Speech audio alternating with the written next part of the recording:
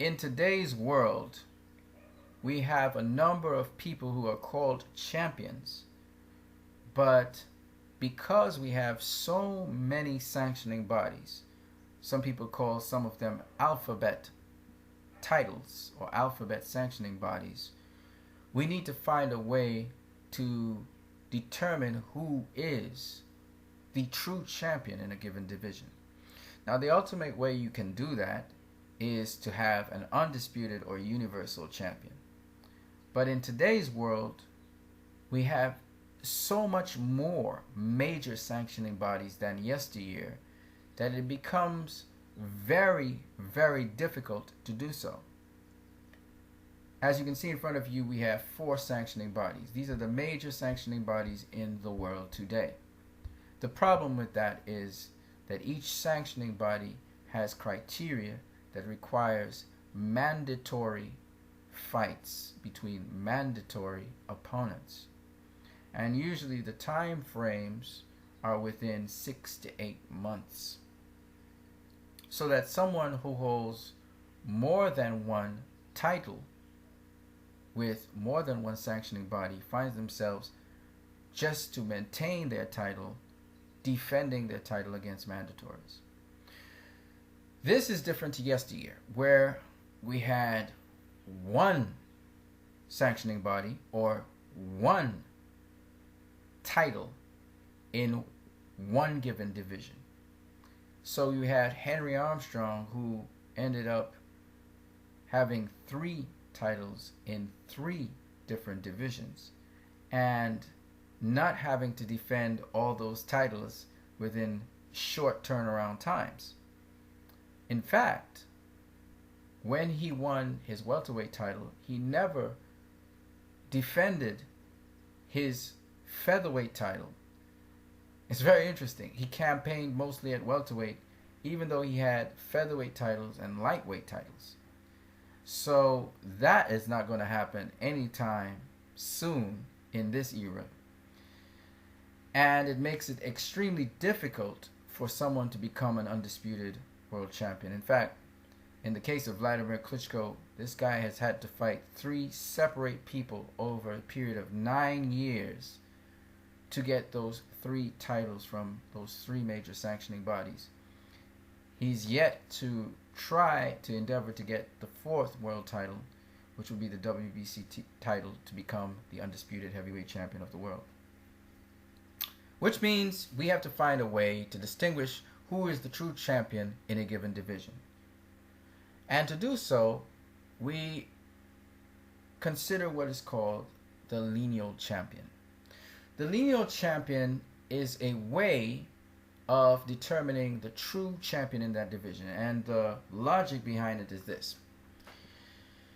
The number 1 person in a given division, all divisions are ranked, the number 1 person in that division should be the person who is the true champion of that division, because he's ranked above all the other champions.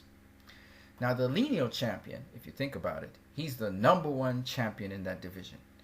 He's the guy at the top. And if you beat the lineal champion, then you become the lineal champion. So we talk about the man who beat the man. But sometimes the lineal champion doesn't get beaten and he retires undefeated, or he retires without losing his championship. What happens in that case is that the next highest ranked guys in that division, if they contend with one another, they agree to fight one another, and one beats the other, he becomes the lineal champion. It's that simple. Now, what you will notice in today's world is that you kind of can tell who the lineal champion is in every division that you look at. Now, before I go into some other things, I just want to let you take a minute, look at the champions here in each division, and you tell me who you think is the lineal champion. I'll give you 1 minute.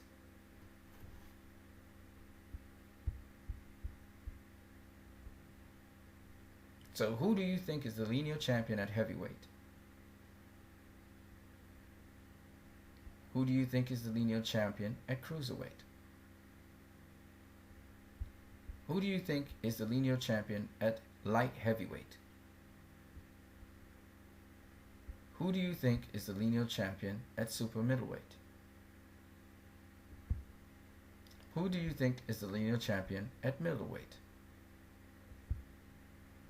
Who do you think is the lineal champion at junior middleweight? Who do you think is the lineal champion at welterweight? Who do you think is the lineal champion at junior welterweight? Who do you think is the lineal champion at lightweight? Who do you think is the lineal champion at junior lightweight? Who do you think is the lineal champion at featherweight? Who do you think is the lineal champion at junior featherweight? Who do you think is the lineal champion at bantamweight? Who do you think is the lineal champion at junior bantamweight? Who do you think is the lineal champion at flyweight? Who do you think is the lineal champion at junior flyweight? Who do you think is the lineal champion at strawweight? Now I'm going to explain to you who the lineal champions are, and I'll tell you why. At heavyweight, Vladimir Klitschko is the lineal champion. He is the true champion of that division because in 2009 he beat Ruslan Chagaev to become the lineal champion in the heavyweight division. Before that, it was Lennox Lewis, and if you consider the Ring magazine, it was his brother, Vitaly Klitschko. Vladimir Klitschko faced Ruslan Chagaev, who was ranked just below him in the heavyweight division at the time. At cruiserweight, there is no lineal champion, in my opinion, and in many other sources. The Ring magazine, however, sees Johan Pablo Hernandez as the lineal champion because he beat another guy to attain the lineal championship belt. At light heavyweight, you would think Sergey Kovalev is the lineal champion, but it's actually Adonis Stevenson. He beat Chad Dawson, who beat Bernard Hopkins. However, it must be noted, like Vladimir Klitschko, Sergey Kovalev has won the majority of major sanctioning body titles, and he's just one step away from becoming the undisputed light heavyweight champion of the world. As a result of this, it may be said that the true champion needs to be seen by Adonis Stevenson fighting Sergey Kovalev for the undisputed light heavyweight championship of the world. At super middleweight, Andre Ward is the lineal champion. He beat Carl Froch to become the lineal champion. However, it must be noted that Andre Ward also beat Arthur Abraham, the now current WBO champion.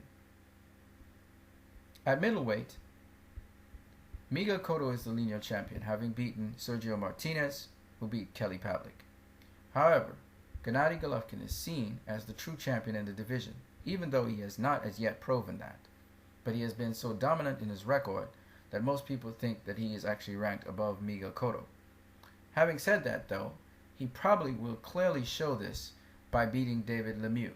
Now, if Miguel Cotto faces Gennady Golovkin, we can truly know who is the true champion there. However, Miguel Cotto is not a true middleweight. In the junior middleweight division, you may say Floyd Mayweather is the lineal champion or true champion at the division. You will be correct. He is the lineal champion or true champion of that division. However, he has never had a divisional defense in that division. He does not campaign at the division, and he is not a true middleweight, which makes it confusing to some of us, but really and truly, he is not the true junior middleweight champion in the sense of the word, a true junior middleweight. As such, when he does retire, or if he does remove himself from that championship status, then other junior middleweights can vie for that position. At welterweight, however, Floyd Mayweather is the true welterweight champion of that division. He is the lineal champion, having beaten Manny Pacquiao, Robert Guerrero, Victor Ortiz, or Shane Mosley. Your pick. Because Floyd and Manny couldn't agree to fight one another for a number of years. As a result, the guy next in line was the one that Floyd fought, whether it be Shane Mosley, Victor Ortiz, Robert Guerrero, or Manny Pacquiao himself. At junior welterweight, there is no lineal champion at present. Danny Garcia moved up to welterweight. He was the former lineal champion. He vacated his position. At lightweight, Terence Crawford was the lineal champion, but he vacated his position to move up to junior welterweight, and he has won a championship there. At junior lightweight, there is no lineal champion. At featherweight, there is no lineal champion. But at junior featherweight, Guillermo Rigondeaux is the lineal champion. And this is typified again by the fact that he has won 2 of the 4 major belts that you need to have. He also beat Nonito Donaire, who was the lineal champion, who beat a Japanese gentleman to become lineal champion holder. At bantamweight, there is no lineal champion. At junior bantamweight, there is no lineal champion, but the Ring magazine has Naoya Inoue as the Ring's lineal champion.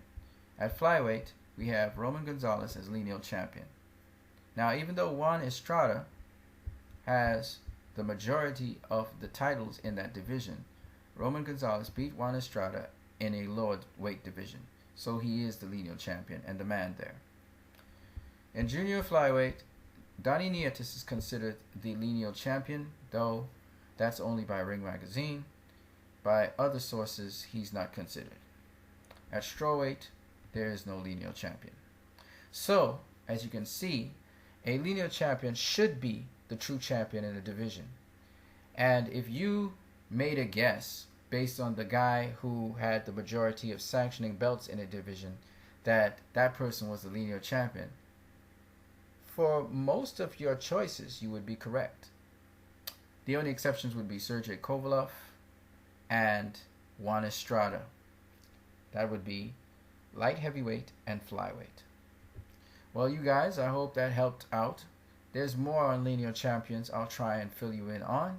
But until then, you guys have a great one.